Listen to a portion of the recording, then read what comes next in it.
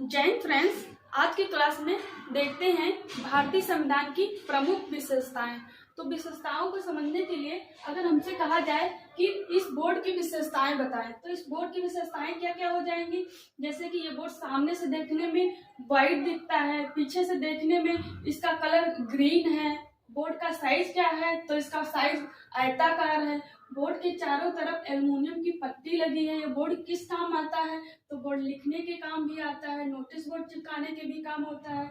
ये बोर्ड बना है तो काहे से बना है, किस विधि से बना है, तो इत्यादि जो होंगी वो हमारे बोर्ड की विशेषताएं हो जाएंगी। इसी तरह हमारे संविधान की भी कुछ विशेषताएं हैं, उनमें से प्रमुख विशेषताएं देख लेते हैं। तो पहली विशेषता जो है वो है सबसे लंबा एवं लिखित संविधान। सबसे लंबा से तात्पर्य क्या है, दुनिया के जितने भी संविधान हैं उनमें सबसे बड़ा संविधान हमारे भारत का संविधान है। जैसे कि हमारे भारतीय संविधान में 395 अनुच्छेद एवं 12 अनुसूची और 22 भाग है। अनुसूचियों की संख्या पहले तो 8 थी, लेकिन अब वर्तमान में बढ़ के 12 हो गई है।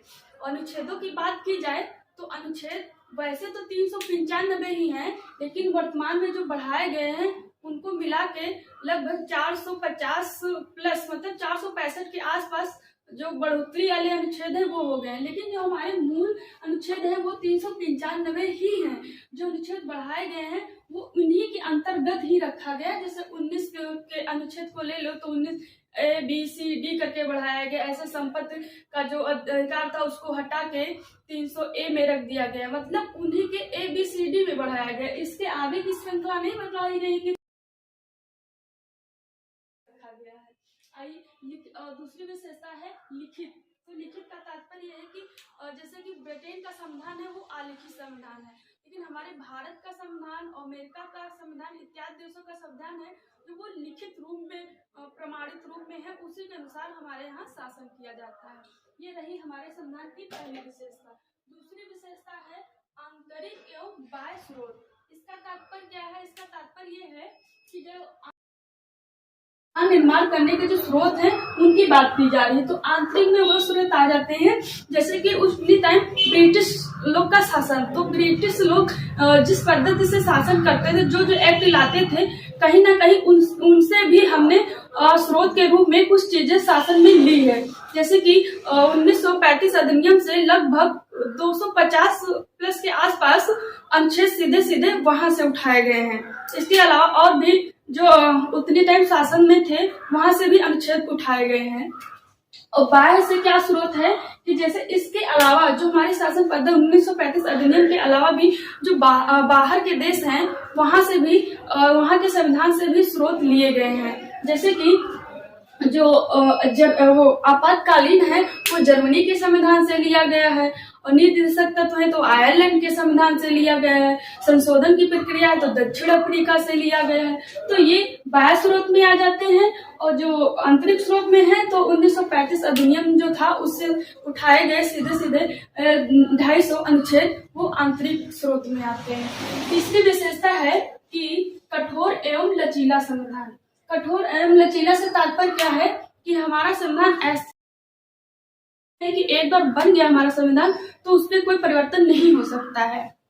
परिवर्तन हो सकता है लेकिन सरलता से भी नहीं हो सकता है, बड़ी कठिनाई से होता है। इसीलिए इसको कठोर एवं लचीला कहा गया है। आइए कठोर से क्या समझते हैं कि अगर संविधान में आपको संशोधन करना है तो संसद की जितनी भी सीटें हैं, संसद की कुल सीटों का 2/3, मतलब संसद की 2/3 सीटों का बहुमत होना चाहिए, मतलब 2/3 लोग संसद के रेडी होना चाहिए संशोधन से, और प्लस 1/2 राज्य, जितने भी राज्य हैं भारत में उनका, जैसे 20 राज्य हैं तो आपके 10 राज्य रेडी होना चाहिए उस संशोधन के लिए, तब जाके वो संशोधन हो सकता है। इसीलिए कठोर एवं लचीला कहा गया है। चौथी विशेषता है एकल नागरिकता। एकल नागरिकता का प्रावधान हमारे भाग 2 में है और अनुच्छेद 5 से 11 तक है। ये व्यवस्था ली गई है हमारे ब्रिटेन के संविधान से। एकल नागरिकता का क्या तात्पर्य है कि जैसे अमेरिका का संविधान है, वहाँ पे दोहरी नागरिकता है। वहाँ पे पहले आप राज्य के नागरिक होंगे, फिर जाके आप अमेरिका के नागरिक होंगे। लेकिन हमारे वहाँ क्या व्यवस्था है, हम किसी जिले राज्य के नागरिक नहीं है, हम ओनली भारत के नागरिक हैं। ये अपवाद में जम्मू कश्मीर में था, लेकिन अब जब से जम्मू कश्मीर भारत का अंग तरीके से बन गया तो ये व्यवस्था खत्म हो गई। तो इस वजह से अब भारत में एकल नागरिकता है, ओनली वन, हम भारतीय नागरिक है।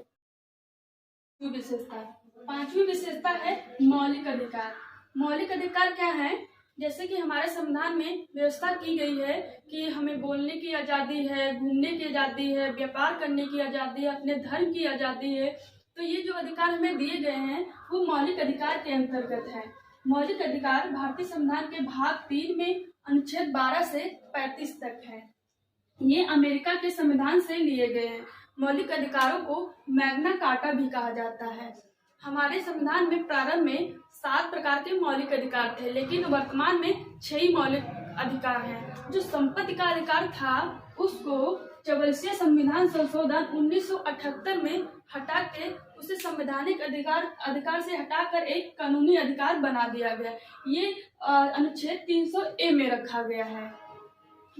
और विशेषता है कि जो अनुच्छेद हमारे हैं अधिकार के 20 और 21 अनुच्छेद ऐसे अनुच्छेद हैं जिनको हमारे देश में अगर आपातकाल स्थिति भी आ जाती है तो हमसे ये अधिकार 20 और 21 वाले अनुच्छेद के नहीं छीने जाएंगे।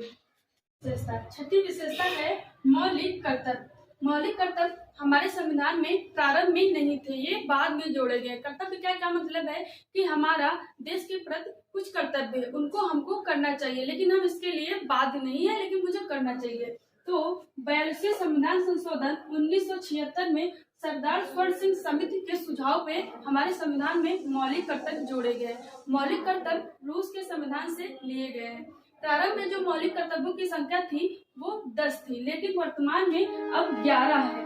जो 11वां कर्तव्य जोड़ा गया है वो 86वें संविधान संशोधन 2002 द्वारा जोड़ा गया है। ये 11वां कर्तव्य क्या है, जो भारत के माता पिता है उनका दायित्व या कर्तव्य है कि अपने बालक बालिकाओं को 6 से 14 वर्ष की शिक्षा अवश्य दिलाएं।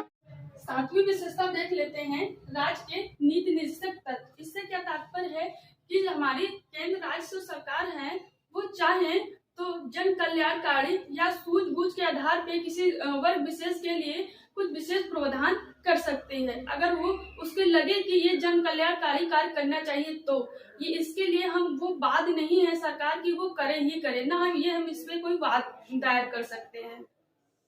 नीति निर्देशक डॉक्टर BN राव के सुझाव पर जोड़े गए थे। ये नीति निर्देशक तत्व आयरलैंड के संविधान से लिए गए हैं। इनकी व्यवस्था संविधान के भाग 4 में की गई है और ये अनुच्छेद 36 से 51 तक है। तो ये रही नीति निर्देशक तत्वों की विशेषता। 8वीं विशेषता है सार्वभौम वयस्क मताधिकार। इसका क्या मतलब है, भारत के सभी लोग जो वयस्क हैं मतलब जो 18+ है उनको अपना मत देने का अधिकार है। भारत एक लोकतांत्रिक कंट्री है, तो यहाँ पर जो जनता ही अपना शासक चुनती है। तो जो प्रारंभ में मत देने का अधिकार था, वोटिंग करने का अधिकार था, वो 21 वर्ष था, लेकिन बाद में 1988-89 में संशोधन किया गया 61वां संविधान संशोधन, उससे आयु घटाकर 21 से 18 वर्ष कर दी गई। तो व्यवस्था है कि 18 वर्ष का जो भी व्यक्ति है मेल फीमेल वो अपनी वोटिंग कर सकता है। ऐसा नहीं वो कि कोई भी वर्ग का हो, कोई भी जात का हो, अमीर हो गरीब हो, कोई भी हो, जो 18 वर्ष प्लस है वो अपनी वोटिंग कर सकता है। 10वीं विशेषता है एकीकृत स्वतंत्र न्यायपालिका। इसका क्या तात्पर्य है कि जैसे कि हमारे न्यायपालिका, कार्यपालिका, विधायिका को संविधान अनुच्छेद 50 में कहा गया है कि हमारी न्यायपालिका कार्यपालिका और विधायपालिका से अलग रहेगी, उसमें किसी प्रकार का मतलब कि संबंध नहीं रहेगा। वो न्यायपालिका हमारी स्वतंत्र है, ये कहा गया है अनुच्छेद 50 में। एकीकृत का क्या मतलब है कि जैसे कि ऐसा नहीं है कि डिस्ट्रिक्ट वालों के अलग न्यायालय बने हैं और राज्य वालों को अलग न्यायालय बने हैं और राष्ट्र वालों का अलग न्यायालय बना है, ऐसा नहीं है। हमारे संविधान में व्यवस्था है कि एक ही न्यायपालिका वही साथ न्यायालय में जाके आपको न्याय प्रदान करेगी। उसका टॉप स्तर पे आते हैं सुप्रीम कोर्ट, फिर हाई कोर्ट, फिर डिस्ट्रिक्ट कोर्ट। और 10वीं विशेषता है कि संसदीय शासन प्रणाली। इसका क्या तात्पर्य है? ये हमारे ब्रिटेन के संविधान से ली गई है। इसका तात्पर्य ये है कि हमारा संविधान संसद के शासन प्रशासन से चलता है। संसद के 3 अंग होते हैं, लोकसभा, राज्यसभा और राष्ट्रपति। मतलब इन्हीं के तीनों के आदेशों निर्देशों से हमारा शासन प्रशासन चलता है। देख लेते हैं 11वीं विशेषता। तो 11वीं विशेषता है त्रिस्तरीय शासन प्रणाली। ये हमारे संविधान की एक अनोखी विशेषता है, क्योंकि दुनिया की जितनी भी कंट्री हैं वहाँ पे 2 स्तरों पे शासन किया जाता है, एक केंद्र और दूसरा राज्य। लेकिन भारत एक इकलौती ऐसी कंट्री है जहाँ 3 स्तरों पे शासन किया जाता है। पहला केंद्र पे, फिर राज्य पे, फिर स्थानीय लेवल पे। स्थानीय लेवल पे ग्राम पंचायतें शासन करती हैं। ग्राम पंचायतों में कहीं कहीं प्रधान चुना जाता है, कहीं कहीं मुखिया चुना जाता है। स्थानीय लेवल का जो हमें प्रमाण मिलता है हमारे भारत में प्राचीन काल से ही मिलता है। जैसे चोला पीरियड है, चोल पीरियड से ही हमारे स्थानीय प्रशासन का एविडेंस मिलता है। इसका उद्देश्य है कि हमारे शासन में स्थानीय लेवल की जनता का भी प्रतिनिधित्व होना चाहिए। इसकी व्यवस्था जो की गई है भाग 9 में की गई है, अनुसूची 11 में की गई है और अनुच्छेद 40 में की गई है। ये ग्राम पंचायत व्यवस्था सर्वप्रथम हमारे प्रधानमंत्री जवाहरलाल नेहरू के सुझाव पे सर्वप्रथम 1959 में 2 अक्टूबर को राजस्थान के नागौर जिला में लागू की गई थी।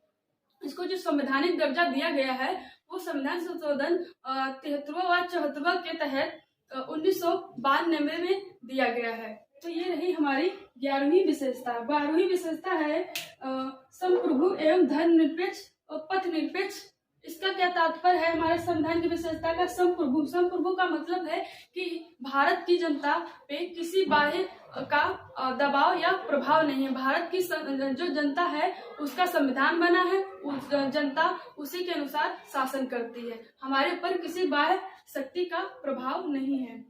धर्मनिरपेक्ष का मतलब क्या है कि भारत का कोई धर्म नहीं है। धर्म जो है वो व्यक्ति विशेष का है, ना कि भारत का है। भारत एक धर्म निरपेक्ष कंट्री है। जैसे कि कुछ कंट्री घोषित करके रखी है कि मैं मुस्लिम कंट्री हूँ, मैं ईसाई कंट्री हूँ, लेकिन भारत ने ऐसा कुछ घोषित नहीं करके रखा। इसीलिए हमारे प्रस्तावना में धर्मनिरपेक्ष और पथ निरपेक्ष का वर्णन मिलता है। मतलब भारत का कोई धर्म नहीं है, धर्म जो है वो व्यक्ति विशेष का है।